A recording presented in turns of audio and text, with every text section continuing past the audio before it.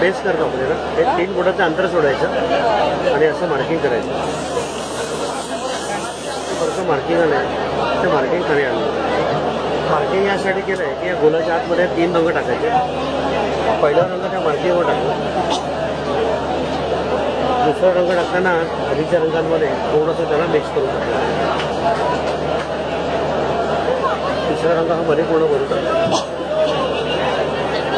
हा झाला base. Base केल्यानंतर मी सेंटर पॉईंट काढला. तर सेंटर आणि डिझाईनचा सेंटर आपण एकमेकांना फक्त मॅच केलं.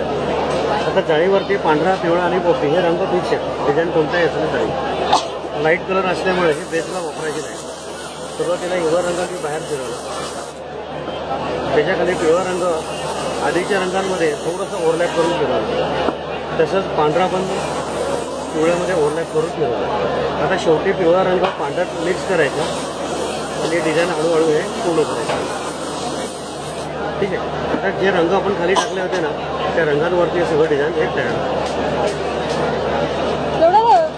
ही पूर्ण प्रोसेस यात दिलेली आहे. रंग कोणते खाली टाकायचे कोणते